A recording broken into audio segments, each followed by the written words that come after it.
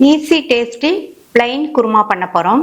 இந்த மிக்ஸி ஜார்ல 1/2 கப் தேங்காய் துருவல், கட் பண்ண 2 மீடியம் சைஸ் தக்காளி, 1/4 டீஸ்பூன்ல பாதி சோம்பு, ஒரு சின்ன பீஸ் பட்டை, ஒரே ஒரு கிராம்பு, கட் பண்ண 1/2 இன்ச் அளவுள்ள இஞ்சி, 3 பல் பூண்டு, 1 டீஸ்பூன் தனி மிளகாத்தூள், 1 டீஸ்பூன் பொட்டுக்கடலை.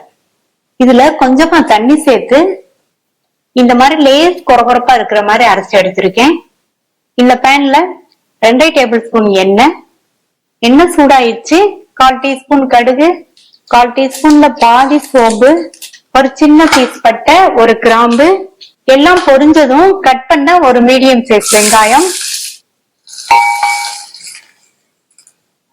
வெங்காயம் வதங்கி கண்ணாடி பதம் வந்ததும் ஸ்டவ் சிம்ல வச்சுட்டு அரைச்ச விழுத சேர்த்துட்டு கொஞ்சமா மஞ்சள் தூள், ஸ்டவ்வோட தீய கொஞ்சம் கூட்டி வச்சுட்டு பச்சை வாசனை போக 2ல இருந்து 3 நிமிஷத்துக்கு வதங்கட்டும்.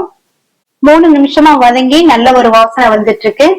இப்ப இதுல 1/2 கப் அளவுக்கு தண்ணி, இதுக்கு தேவையான அளவு உப்பு மிக்ஸ் பண்ணி விட்டாச்சு.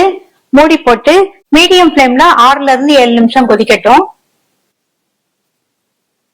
3 நிமிஷமா குருமா கொதிச்சு கொஞ்சம் தண்ணி வத்தி வந்திருக்கு.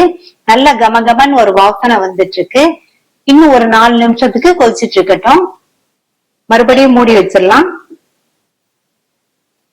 குருமா வத்தி கரெக்டான கன்சிஸ்டன்சிக்கு வந்திருக்கு. இது இட்லி, தோசை, சப்பாத்தி, பூரி, சாதம் எல்லாத்துக்குமே விட்டு சாப்பிடறதுக்கு சூப்பரா இருக்கும். கடைசி அதுல கொஞ்சமா கருவேப்பிலை இலைகள், கட் பண்ண கொத்தமல்லி இலைகள். கமகமன் வாசனையா easy tasty plain kurma ready ஆயிடுச்சு. ட்ரை பண்ணி பார்த்துட்டு உங்க கமெண்ட்ஸ் சொல்லுங்க. தேங்க்யூ.